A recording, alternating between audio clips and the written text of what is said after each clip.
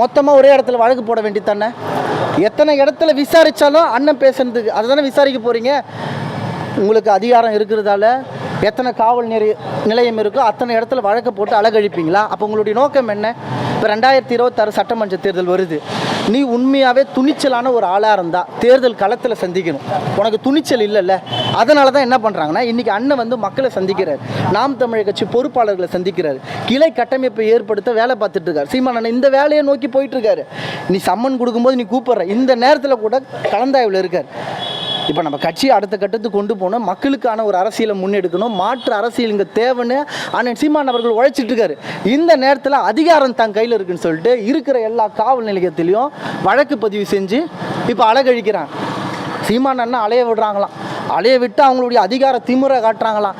அண்ணன் சீமான் அண்ணன் சொன்னது தான், அதிகாரம் உங்ககிட்ட இருக்கிறதால இன்னும் எத்தனை நாள் ஆடுவீங்க, இன்னும் எத்தனை வருஷம் இருக்குது? ஏன்னா தமிழ்நாடுன்னா உங்கள் அப்பா வீட்டு சொத்தா? நீங்கள் தான் ஆட்சி அதிகாரத்தில் இருக்க போகிறீங்களா? ஏன் ஒரு நாள் எங்ககிட்ட அதிகாரம் வராதா? நீங்கள் வந்து எங்களை பழி வாங்கணும்னு நீங்கள் வேலை பார்க்குறீங்க. நாங்கள் உங்களை பழி வாங்க வேணாம். நீங்கள் செஞ்ச அட்டுழியம், நீங்கள் செய்த ஊழல் சுரண்டல் இதெல்லாம் கையில் எடுத்தாலே ஆயுள் முழுக்க நீங்கள் ஜெயிலில் இருக்கணும். ஆட்சியாளர்கள் அதிகாரிகள் நீங்கள் ஜெயிலில் இருக்கணும். அதை ஞாபகம் வச்சுக்கணும். அது இல்லாமல் சும்மா அதிகாரம் இருக்கிறதால பழி வாங்கணும் அப்படின்னாலும் செய்யக்கூடாது. இதுவே உதயநிதியை நீங்கள் விசாரணைக்கு அழைச்சா சம்மன் இப்படி தான் வீட்டு வெளியில் ஒட்டுவீங்களா? உதயநிதி வீட்டுக்குள்ளே இப்படி தான் அத்துமீறி போவீங்களா? உள்ள மகளிர் இருக்காங்க. என்ன இது? இதெல்லாம் திராவிட மாடலில் வரும். இதெல்லாம் அவருக்கு வந்து கருத்தியெல்லாம் எதிர்கொள்ள முடியலங்க. பெரியார் பிம்மத்தை சீமான் அண்ணன் தோல் உரிச்சிட்டாரு, கருத்தியெல்லாம் எதிர்கொள்ள முடியல. அதனால் இல்லாத ஒரு வழக்கு விஜயலட்சுமி அவங்களுக்கு கண்ணுக்கு தெரிஞ்சது அந்த அக்கா மட்டும்தான், அதை எடுத்துக்கிறது. பார்த்துங்க, இதுதாங்க பிரச்சனை. அவங்க அசிங்கப்படுத்துகிறாங்களா? கருத்தியெல்லாம் எதிர்கொள்ள முடியல, அசிங்கப்படுத்த முயற்சி பண்ணுறாங்க. ஆட்சியாளர்கள் அசிங்கப்பட்டு போவாங்க. நாம் சட்டப்படி சந்திப்பதற்கு நாம் தயாராக இருக்கோம். நாம் வந்து எந்த ஒரு சமூக பதட்டத்தையும் ஏற்படுத்த போகிறது கிடையாது.